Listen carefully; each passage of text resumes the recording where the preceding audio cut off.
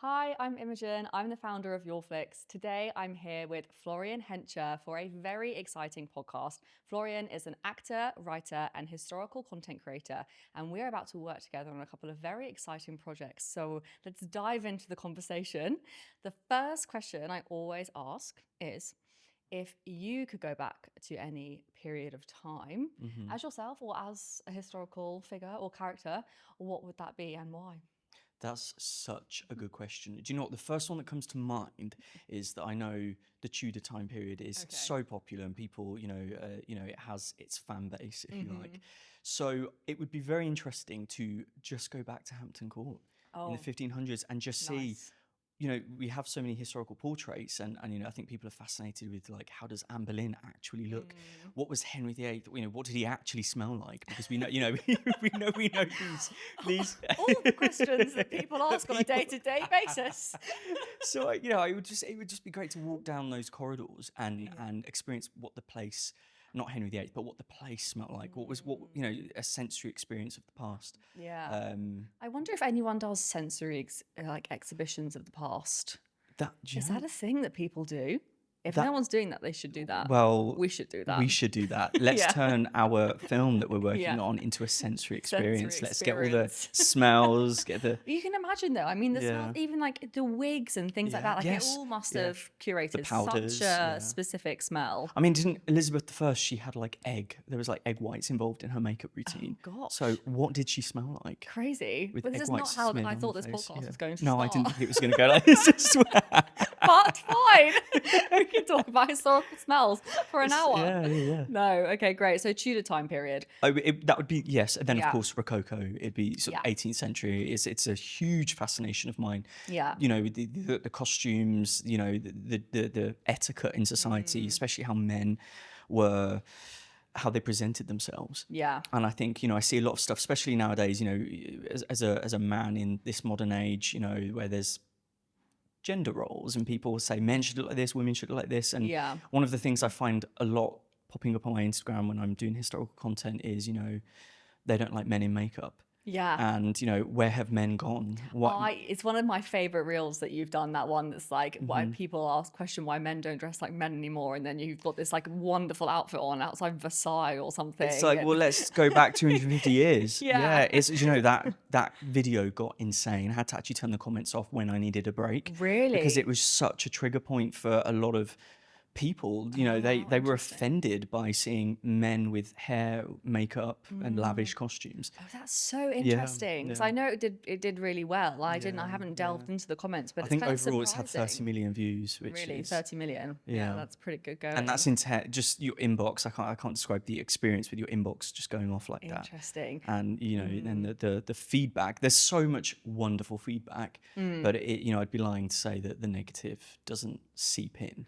Oh, But you have to channel that. And what keeps you focused when you get that kind of feedback from your content? Is it very much just, this is what I'm doing, this is what I want to say, it doesn't really bother me, or do you just literally have to switch it off, not engaging, not thinking about? Do you sometimes engage? I'd really struggle not to engage. Yeah, no, I do, and I think I try to look at it as my own PR. So I try and think how to monitor my own internet track. Yeah. I wouldn't want to say, there's some responses I absolutely would love to say that I just think I can't say this. But what I can do is use this opportunity to educate people. And if I feel like there is room or space there to have a conversation with somebody that is just letting them know, hey, have you actually, have you researched what men looked like 250 years ago? And, in this parts of Europe and the fashion that was so popular back then, these are questions that if I can facilitate educating people, then I will. Yeah. Then there are some that people don't want to be educated. They just need to be a troll, and that I will just not engage with. So. Yeah, that seems very fair. I've got so many questions I want to ask off the back of that. I'm going to go back to the Tudors just to wrap up that part of the conversation and say that I have such an affinity with the Tudors because I think it's the only time period where I would have been heralded as a redhead and not sent immediately to the stake.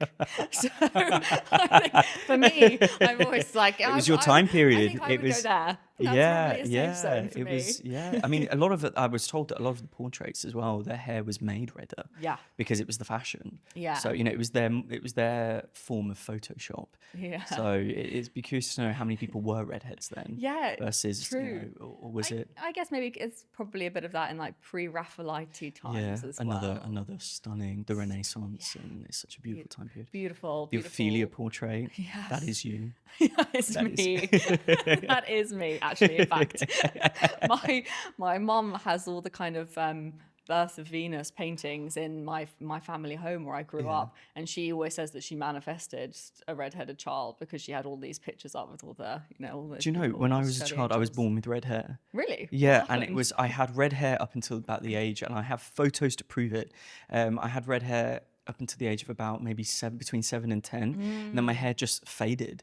And I remember being bullied for having red hair and freckles. Yeah. And I remember a girl, and I hope she watches this, she said to me, she goes, I'd fancy you if you didn't have red hair and freckles. Oh, how rude. It was rude, I know. And then as I got older, I really wish I kept it. And then my facial hair grew through red. So yeah, it's an interesting one. I think, a history of redheads, I'd love to watch that. But the way that kind of there's been that persecution throughout time. So, and you still get, we still have the case now where you're in school and there's no institutionalized way of telling people not to bully a redhead. So everyone does it. So yeah, and the sexualization as well. Well, this is what I always say. And this is such an interesting conversation that I have with people because it really is, when you're younger, you're and I don't know whether this is the same for men necessarily or not, but especially as like a redhead woman, when you're younger, you get bullied. And then when you're an adult, you get sexualized. And it's like, oh, this is an excellent situation. Thank Jessica for me. Rabbit for that one.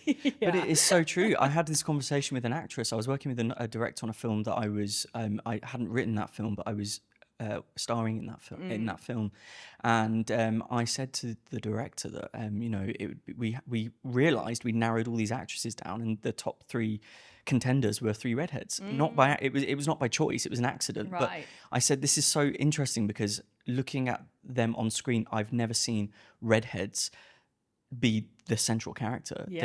They're usually like you said, a sexualized character or a sideline character, unless you're Queen Elizabeth. Yeah. But it's like actually, it's always, and in most castings it's either a blonde or a brunette. Yeah.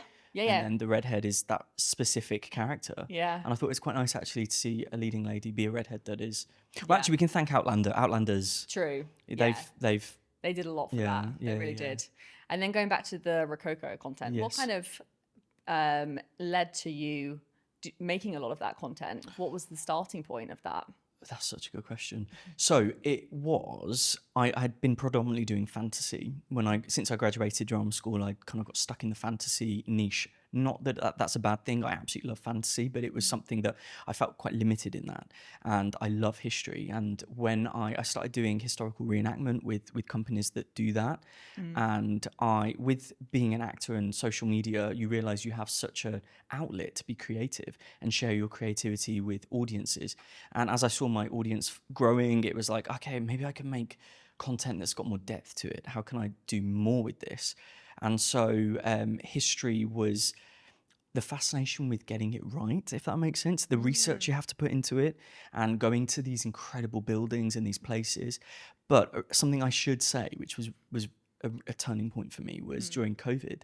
I almost went back to university to study history. I was doing the applications and I was deciding whether to do a 6-year course, which was part-time, or do a 3-year course full-time. Okay. And I then got approached by a company to do a Channel 5 docudrama. Okay. And my dream was to do something like Tracy Borman. I wanted to be a historical presenter. How can I use my acting skills but really get involved with history? Yeah. And then I was like, well, first of all, I can do it myself. I have a platform that I can, if you have a camera and you have an audience, you can do it. And then I got to work at Ludlow Castle, Versailles. Oh, and that's incredible. What was it like being at Versailles? There is no words. It's as magical as it looks. And there is, I worked with Meg, who's a costume designer. Meg Atelier is her Instagram page, and we came up with a concept for the character. I took influences from fairy tales and historical figures. So we took the Sun King and Beauty and the Beast. Okay. And we brought this costume together for an original character I was working on. And then when you get there, you know, the grand stairs, the gardens, the hall of mirrors. It's a complete photo opportunity, but also you feel like you are walking in the footsteps of those people, and Incredible. yeah, it's incredible. And so I want to tell those stories. Yeah. I think there are so many rich stories from history. That's why I love it. I think it's twofold, really. It's beautiful. You know, the aesthetics and the visuals that you can create by tapping into historical time periods, like I think are kind of second to none. But also, I think what you said earlier about the educational side of it too. I'm a firm believer that nobody learns more than they learn from learning about the past. Yes. And taking that forward into the future. So I think people that disregard history are doomed to repeat it. I have always thought that. And that's why I like historical drama specifically, because I also think the kind of everyday human being doesn't like being educated. I think we can say that human beings as a race don't take well to being educated. Yeah. It's a skill to educate somebody and have them receive that information. Absolutely. But people will sit down and watch a historical drama and be on their phones the whole time like, did that really happen? Was this person really married to that person? Was that person really killed for that reason? And they people learn through that in a way that I don't think is really respected as much as it necessarily should be. Yeah, you are so, and you make a good point there. You know, with historical drama, people, with television especially, people are so willing to receive that information, which is so important why it's done right. Yes. And, you know, I understand there is a creative liberty there. And on a previous show we were working on, a film that we were working on, I know costume people love historical accuracy, and I know it is not always done correctly. But something I've learned as a filmmaker is that sometimes it's difficult to always be historically accurate because you need to be able to show expression, you know, with actors, or you need to, some things you do have to meet Hollywood in the middle, because you have to go, but it has to be aesthetically pleasing because you want to reach wider audiences. But I did get my way a little bit because I was doing so much research on the hair and the makeup and how can we get some scenes incorporating historical accuracy so that our viewers are able to be satisfied and get the richness of the time period, but also how can we, people that aren't necessarily interested in history, how can they learn from this? But we have to lure them in with the aesthetic and and everything else. So, and normally a bit of raunchiness. Yeah, you do. You have to go right. How far into it do we need to show an intimacy scene? You know, and I love those. Maybe we could talk about it because I love doing those, and that's actually what launched my work on history. It was definitely the. Do you know? I didn't even know I was doing raunchy stuff. It was more that I think the Rococo time period really lends to that. Yeah, because men can be sensual, and if I'm not showing my legs in those stockings, people are like, "Where are they?" Like, I'm not watching that. I'm not watching that. This? It's my inbox. I mean, I now know kind of what women go through online because some of my inboxes were just like, wow, this is how it feels. When did you first have that thought to like, I'm gonna get my legs out in this one, see what happens? It was 40 degrees out. It was honestly it was. I don't want that to wear that half of the costume. It was literally, there was a trending TikTok going around, and I won't. There's swearing in it, so I won't say it here. But you can go find it on my TikTok or my Instagram. And I just thought, actually, how would they have coped with it? So in the video, I was sat there with legs spread in the costume, and I just took the costume off to its lower levels. Incredible. To its lower layers, should we say? And people did say, people did comment on that. But I'm still wearing more than most people on Instagram. True. But I stripped down with the stockings, and I just threw the wig off. And I was just like fanning myself. And I was like, well, that's the experience they would have probably experienced in that time. So that's how it started. Oh, how funny. And then I wanted to explore the slightly more romantic side of it. I love working with candlelight and soft color palettes. And I love lighting. And the boudoir lighting lent more to less layers. I tried it with more clothing on, and it just didn't have the richness. It's so interesting. Yeah. And I guess once people then start responding, you're like, oh, this must be landing really well. Yeah. Something I'm super interested in is what kind of happens when you start making that shift back and forth between being a trained actor and a filmmaker and creating content for social media. I think it's a really interesting shift that's obviously happened with content, the word content, that seems to Yeah. be a bit of a taboo in some It circles. does, yeah. How do you turn that into a positive? Yeah, but at Because the it is a same, great thing, it yeah. is, and obviously something we're doing with Yoreflix, and something that you've been really actively working on with us, and we can go into the projects that we're doing in a second. But I really, really wanted to double down on this idea of we're entering a new age of creation. Yeah. Content, non-content, film, non-film, but Vertical drama. but Yeah. of creation Yeah, that yeah. does supersede the traditional formats. And so you should be able to have film and TV, licensed traditional film and TV, and vertical drama and short form content all in one Yeah. place for people to watch however it is they want to watch it. And those places should not have to be dominated by AI slop in order to make them feasible. Thank you for mentioning that. I am So- boycotting all of that stuff at the Yes. moment. But Yeah. I think it's so interesting. I think what's happened is people seem to have, well, at the very least, the conversations I have more on the kind of financing side of what we do at Yoreflix are very much, leave the film and TV industry behind. It's dying, it's dead. The money's in content creation, content creators. Yeah. And the reason that that's generating money is because so much has been infiltrated by the antithesis of what creation is, this AI content, I think. Yeah, And I sometimes get in trouble for saying that, but it is what it is. I think Yeah. it's the antithesis of what creation is. Yeah. And I think it's an interesting one because for me, it's so important to show that there are different ways of bringing together artists. Some people might be making social media content, some people might be making films, but all those people are creating. So Yes, why are we not yeah. bringing those things together rather than pushing them apart and then saying, okay, we're now going to double down on the content creation, but like kind of lose it a little bit in the process. So how do you find that staying kind of true to your filmmaker side when you're working on your content creator content? That's a really good question. Going from training into that, so I'd say the training I had was theatre based and film and TV based. So you're learning to work with cameras like this and working with a crew and script work and the preparation that goes into that, and then going into content creation, it's a lot more independent. It has grown, especially the way I work is I like to bring those elements of filmmaking into my own content creation. And if you were to speak with anybody I've worked with, when they get, when I collab with people, is I put a lot of time and detail into the set. And I put a lot, the only thing that I would say is different is the equipment we're using being, we're not working with a HD camera, we're working with a mobile phone because it's going to be in a portrait format. And so you set the shot differently. If it's landscape, you have more room to, I've always worked with depth of 3, which is what I was taught, which is, you have your foreground, prop, candle, whatever. Then you have your actor, and then you have your, your background. So it creates that depth of field. And so you just change that you keep it in that way, but you keep it in portrait. So that's the only thing. I like the professionalism of filmmaking, and I've adapted that to portrait.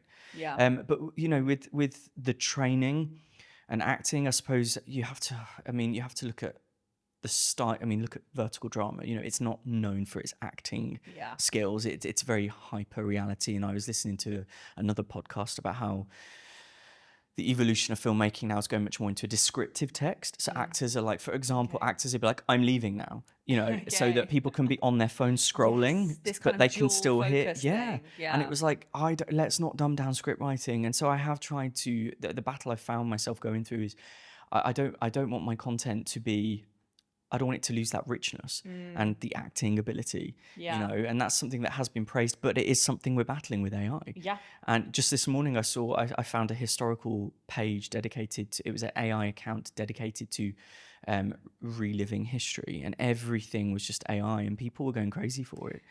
Yeah, I think it's a really tricky one because you almost can't fault the people doing it because they found something that's generating some success And brings them joy. Yeah, so fine, but it does it does leave you questioning where the authenticity will the business will go where the focus is going. Yeah, and it's something that I'm really trying to educate my audiences without, and it's hard. It's educating and not lecturing. It's very fine line, but it's educating my audiences to recognize that the real stuff maybe isn't as quick to scroll on. It's quite easy to Yeah. scroll past because the AI is so visually bright.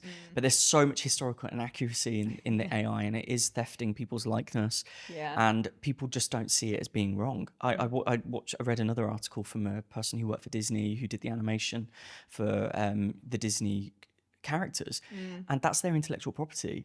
And you're seeing these, people that do the fanfic of Disney stories, and you're technically thefting that person's creation And to make your own fanfic. There's and not they really don't. any way that people can do anything about that or track it or.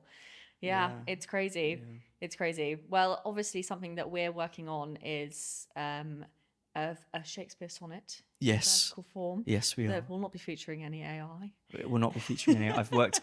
The thing is, what's beautiful about doing like historical sonnets or historical work, which I'll get into the sonnet in a moment, is I love the research that goes into it. Yeah. And when I was Imogen and I, we've been working on a Shakespeare piece. We've been working on a Shakespearean piece together, which is inspired by one of Shakespeare's sonnets, and it's a reimagined story of Shakespeare's love life, if you like, the way, and so we're exploring, were these sonnets that he wrote of the fair youth, was it a homosexual love story? And so we can only go into the exploration of that and relive it through my lived experience as a man who is in a same-sex relationship, and my partner actually is in that, which is so weird. Oh, you know what? Weird. I actually didn't even realise at first. Yeah. And I thought to myself, I really recognise this guy. And I've met him. That's Florian's partner. Well, do you know, I wrote the beginning of it is my work, which is lovely, merging my own work with William Shakespeare. Yeah. That is my work, and that's my relatability for the audience. So the very first 30 seconds are like, how do we write something for the viewers to go, okay, I understand that language, that's modern day text. And then it goes into Shakespeare. And I was writing it originally from my own perspective for my platform before we agreed to, put it onto Yoreflix. And then I was looking at the portrait of Shakespeare and I was like, I don't look anything like him. I look like the fair youth. So I was like, hang on a minute. And I was looking at my boyfriend and I went, do you want to be in something that I'm working on? And darling, do you want to be in this? And then he was like, yeah. He's been so supportive as well. He's been so incredibly supportive with all of my work, and because there was an intimacy scene in there as well, I thought, okay, this is weird. Bringing that into my, but also very, he was great at being professional with it, because it's very not intimate in the real thing. And it's all coordination and choreography, if you like. But I wanted to bring light onto the sexuality that's kind of lingering in history. I think there's something really beautiful about the fact that when you're working on historical dramas or you're dealing with history, you're presented with the facts of human nature. Yes, exactly that. And if you can lean into that in a way that's kind of unapologetic, there's something really freeing about it. Yeah, and it's my lived experience as well. So they're still people, they're human. Yeah. They had those desires, those impulses, those attractions. And if we have this text is it like 127 sonnets, 127 sonnets? Maybe 164 or something. Really? Yeah. Oh no, I'm definitely wrong. I think but all dedicated to this person, which I spoke to the Roland, who is the voiceover artist in this, and he said, the theory behind it is that it was the Earl of Southampton. And so obviously based on the portraits, historians are like, well, this looks like him. This is the guy. So that's the theory we've gone with. And we can only say that it's our theory, it's our imagination that's telling, reimagined version of that time in history. But the history, as we were saying about the research that goes into it is, and not AI, is everything that they're going to watch is something that I constructed myself. Yeah. So we worked with the RSC to get the costume for the character Jen, who is the costume lady at the RSC. She put the Royal Shakespeare Company. Royal Shakespeare Company. Yeah. She put that look together for me, which was when I saw it, I was like, well, it was ironically the most expensive piece, and I was like, it's got to be that one though. So I was like, forget the budget, let's just spend the money. It'll be worth it. Just spend the money, and we also shot the whole thing in Stratford-upon-Avon, which is so special because all the buildings are so There's Yeah. no AI. It's all No, really it's there. We real. shot in front of those buildings, and we shot in a pub that William Shakespeare actually went in. That's amazing. Yeah, That's yeah. amazing. It was a friend of his that actually owned it. It was a hotel beforehand. Oh, wow. And then it was converted into a public house. Huh. And so if people want to go there, it's called am I allowed to share location? Yeah. It's called the White Swan. I don't know if I'm allowed to say it, actually. Oh, never mind. I'm this far ahead now, because when you're shooting there, there's obviously like Yeah. issues of copyright. But if people want to go see the White, I mean, I'm assuming they probably will not hate the exposure. yeah, let's give them the And exposure. if not, we can cut this out. Yeah, It's never fine. mind. But in the building, there is this beautiful mural, which is an actual 15th century painting. Wow. And during the 1920s, they were renovating the building. They pulled the wood panels away and they found it there, and it's gosh. completely preserved. Wow. And what I love about Incredible. that is these are how they drew themselves. This is a painting of how they drew themselves Yeah. in that time period. So it's almost like historical confirmation Okay, that they yeah. did wear these clothes. That's how they Yeah. visualize Yeah, themselves. so true. So Yeah, yeah, true. yeah. I love that. I think these kind of creating the Shakespeare yeah. sonnets in this way, Yeah. it does leave room for artistic interpretation, because it was over 500 years Yeah. ago, and he might have meant so many different things, Mm-hmm. and you're taking what was his artistic expression and putting your own artistic expression onto Yeah. it, and that is something I don't think the AI can do either. Like that, No. Mm-hmm. the beauty in that artistic expression that comes from humans is amazing. And like just the letter scene. So when they see the that letter scene was so important, because my original inspiration for this was Elizabethan love letters. That was the original, which I might continue doing as a series. But it was an exploration of how did men and women write to each other in that time. How did they express love? Yeah. And then that's how it lent into the sonnet itself. And so I really wanted that shot. And so I learnt how to construct an actual letter. I wrote the whole letter with a quill. That's amazing. Yeah. So Learned it's how a totally authentic experience. Yeah, they can see the actual text I'm writing in the clip. Wow. Amazing. I love There was that. a lot of splodges, but I kept them because I thought that probably would have happened. That probably is something that would have happened at the Yeah, time. yeah. Yeah, absolutely. Yeah. Well, I'm very excited for everybody to be able to watch that. And it still makes me chuckle thinking about it, especially when you sent me the intimacy scene for the first time, because I was lying in bed with my boyfriend and I was like, Oh, darling, really? I've just been sent a video of another man's buttocks. Of my Hope you buttocks, don't yeah. mind. I was like, I'm sending this to Imogen's WhatsApp, is going to be on her phone. And I had to give a trigger warning. Yeah. So I was like, there it is. But do you know what? Do you know what? I mean, I built a 15th century bed. I thought, mean, do you know incredible. what? I couldn't get one in time, because we were talking to Mary Arden's farm, and they did give us permission to use it. But it's so difficult trying to lock down that, because we're shooting on a time frame, and so we got the permission a week after we shot it. So it was just frustrating. But then I thought, do you know what? I've built all my other sets. So only one set out of the whole project was actually on location. Okay. Which was the writing scene. That was actually on Yeah. location, which was just amazing. I was in awe when we got to shoot there. But the rest of it, I did build those sets. Incredible. And Incredible. and there is a real joy in that, which is something that my training didn't teach me. Going Okay. back to your question about Yeah. how is it transcended from training into being a filmmaker.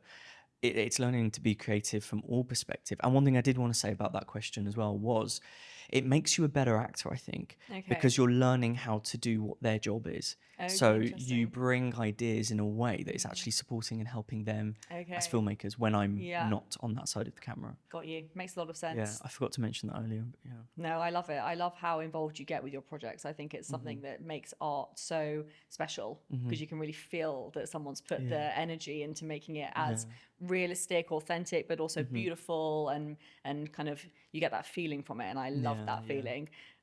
Especially the one of the first versions you sent me had the Shakespeare in Love temp music over it, and I think I told you I was like really trying to stop myself from shedding multiple tears. That was the reaction I wanted, though. It's so beautiful. That was the reaction. Do you know what's hard now is I've watched it so much during Yeah. editing. I'm just like, and I know my boyfriend has literally been like, because he'll be working opposite me and he's heard that voiceover over and over again. But obviously, but the reaction, he had the same reaction. He literally said, I wanted to really, cry like, when I saw touches that. something. It's something that pulls on your kind of emotional heartstrings. I think it's a beautiful feeling. And I think the more of that feeling human beings get from art, the better for everybody. So let's talk Voltaire. Voltaire. That was the lead up. Now let's get into it. Let's get into it. So we're obviously working on a project together called The Pen That Will Not Bow, which is going to be Yoreflix's first original project, which is so exciting. But you've written the project, you will be Voltaire. And so what is kind of, I guess, the thing that you're most excited about with this project? I have the biggest smile. For the camera, I'm containing this right now, but I'm so excited. My biggest, question. The thing you're most excited about. So that getting to like really, so my background has been mostly historical fiction. So I take elements of history and then I will write or apply a fictional character to that. So, Voltaire is, I would say, the first project I've worked on where I've had to really get into the facts of this character. And so when we were constructing the storyline and I was coming back and forth with you on like, this is where I'm at with it, it was a case of going through all my research. I spoke to a friend of mine who lives in Paris, and I was like, look, this is going to be more to your schooling, when you were in school, can you just fact check me on some of this? And then I had to pick a point in his life that is going to be the most exciting for our audience, that's age appropriate for me and the actors that we're bringing on board to this, and brings it, because it's a short film, it has to be a rounded chapter. So I would say I'm very excited about this chapter in his life, that based on the series that I have watched, which covered a lot of his life, I would say we're going now more into one section of that, and also giving a real highlight to our lead actress. What a great story she had. And absolutely. She is the Satine. If people, I love the movie Moulin Rouge, and when I was writing this and going into the history of our character Adrienne, I was like, this is Satine. Was this who she was based on? Because she is the most famous actress in Paris. Absolutely. And from what I've seen, working on you, on the script about the character, there is this real presence that this character has, and I love characters like that. I also love Moulin Rouge. I love Satine in Moulin Rouge. You've referenced kind of Phantom of the Opera before, and those kinds of characters that come with a real richness. I love that, especially female characters. And being so treated poorly, so wrongly done by society, but still having the strength to do what they did, regardless of what was being thrown at them. I mean, that kind of strength is, I think, so powerful to try and portray on screen. And Voltaire and Adrienne coming together, both going through that, both establishing themselves, and but he's finding his fame within his work.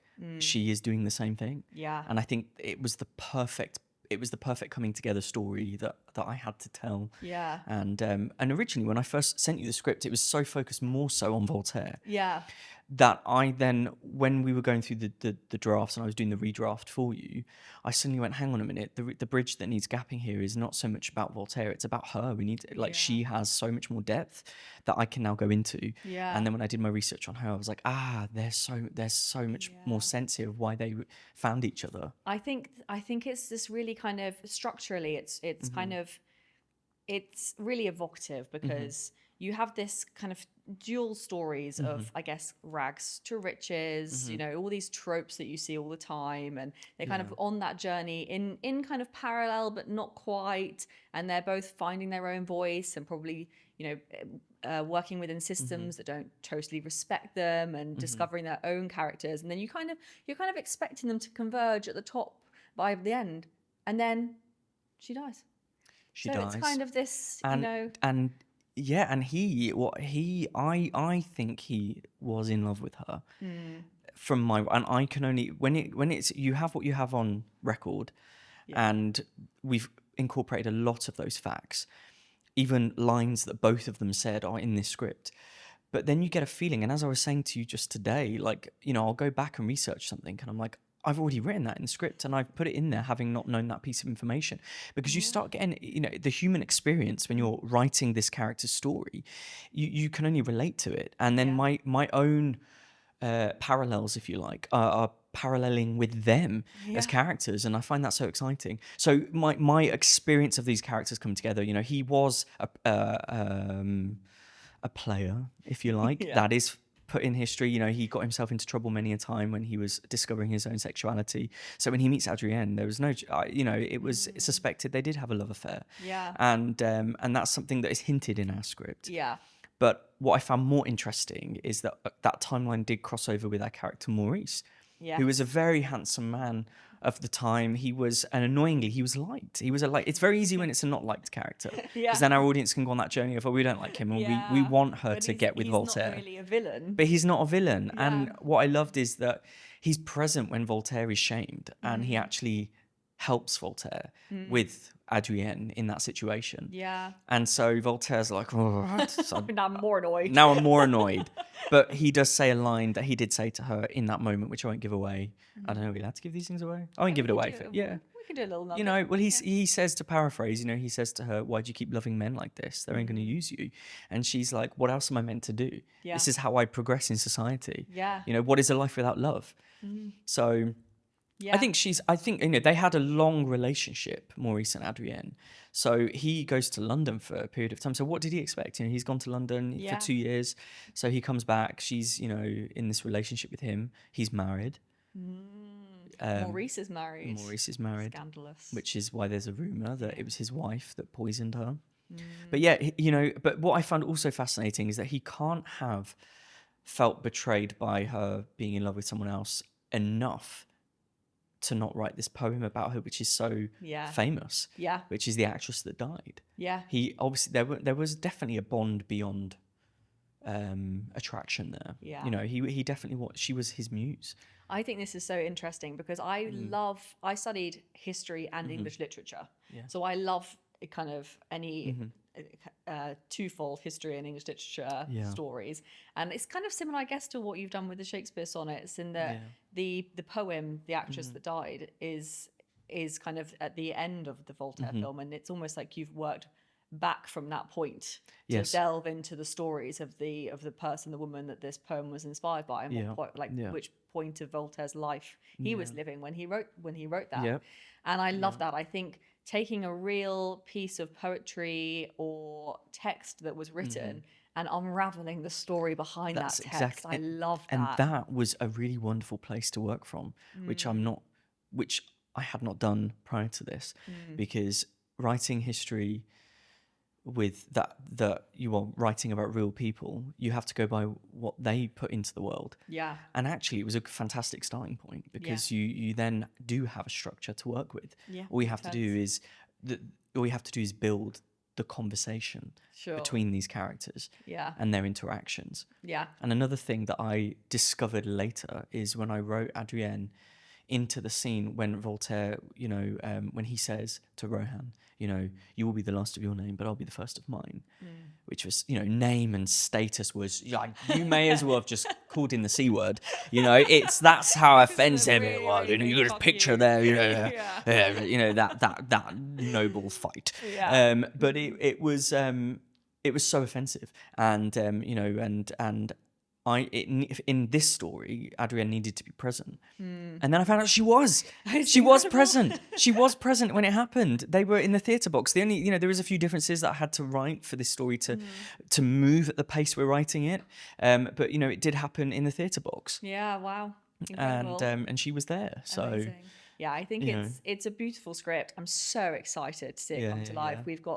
We can say now we've got the amazing Georgia Hurst playing. We do, which is so exciting. Yes. I think the two of you coming together for those characters is going to be such an incredible performance, and I know that I have to like produce it for Yoreflix and all the rest of it, but I can't wait to just be on set and at least try and enjoy the process. I'm not running around like I had to do. That's the worst thing about being kind of putting everything, the puzzle pieces together, I guess, and then being the person on set, making sure that all of those puzzle pieces are puzzle piecing, so you don't get to just sit and watch a take and think, that was beautiful. Yeah. But hey, I'm very excited about it, and we can wrap up this conversation there. But it's been so delightful to chat to you about everything we're working on and hear a bit about your background and how you got into this historical creation world in the first place. I think everything we're doing is super cool, so I'm thrilled to be working with you.